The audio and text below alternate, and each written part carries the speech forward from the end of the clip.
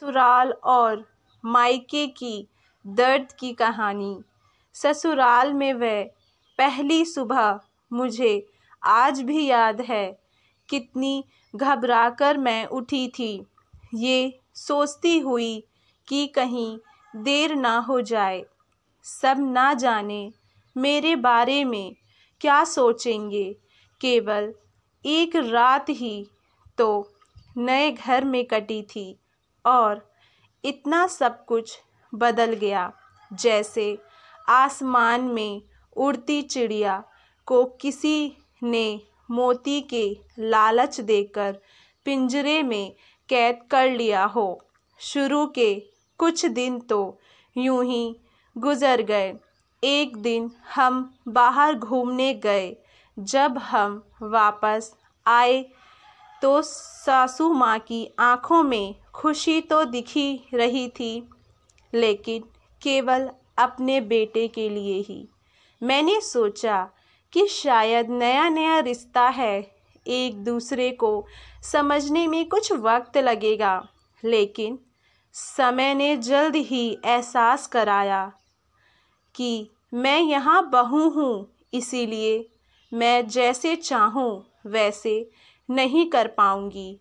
कुछ कायदा और मर्यादा है जिसका मुझे पालन करना होगा, जैसे कि धीरे धीरे बात करना, धीरे से हंसना, सबके खाने के बाद खाना खाना।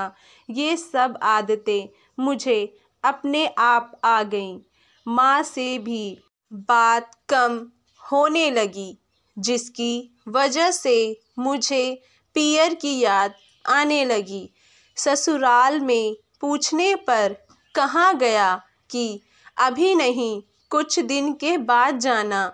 जिस पति ने शादी के समय कहा था कि आपकी बेटी पास में ही तो है, कभी भी आ जाया करेगी, उसके भी सुर बदल गए। अब मुझे धीरे धीरे ये समझ में आ गया था कि शादी कोई बच्चों का खेल नहीं है। इसमें केवल घर नहीं बदलता, पूरी ज़िंदगी बदल जाती है। अब मैं कभी भी उठकर अपने पीहर नहीं जा सकती, यहाँ तक कि पीहर वालों को भी मुझसे मिलने के लिए पूछकर आना पड़ता है। पीहर में ज़ोर ज़ोर का हंसना, कभी भी कहीं भी चले जाना, रसोई में से कुछ भी उठाकर खा लेना, अपनी मर्ज़ी का करना, ये सब यादें बनकर रह गईं। अब मुझे समझ में आने लगा था कि कोई विदाई के वक्त सभी लोग मुझे गले लगाकर रो रहे थे। असल में मुझसे दूर होने का एहसास उन्हें हो रहा था, लेकिन एक और बात थी जो उन्होंने अंदर ही अंदर परेशान कर रही थी कि अब जिस सच्चाई से मुझे इतने दिन दूर रखा गया था, वह सच्चाई मेरे सामने आने वाली थी।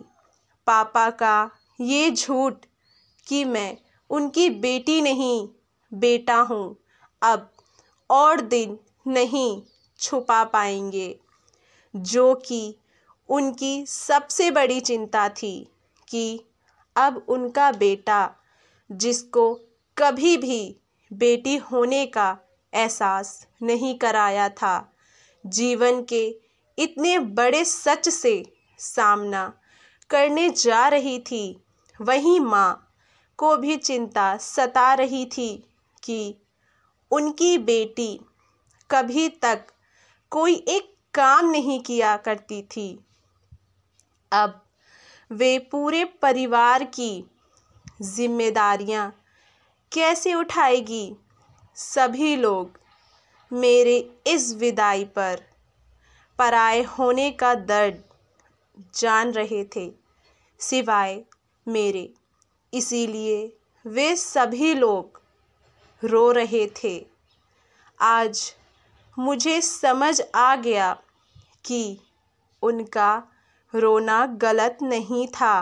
ये हमारे समाज का नियम ही है कि एक बार बेटी डोली में विदा हो गई तो वे उस घर के लिए केवल मेहमान ही बनकर रह जाएगी। फिर कोई चाहे कितना क्यों ना कह ले कि यह घर आज भी उसी का है, सच तो ये है कि अब वे कभी भी यूं ही अपने पीहर नहीं जा सकती। चाहे कितनी भी समस्या और परेशानी क्यों ना आ जाए, मुझे ही हल करना है, हंसते हुए या गम छिपाते हुए। आशा करती हूँ आप सभी लोगों को हमारी ये कहानी पसंद आई होगी। अगर पसंद आई है तो हमें नीचे कमेंट बॉक्स में अपनी राय बताना ना भूलें और हमारे चैनल वानी वॉइस को लाइक शेयर सब्सक्राइब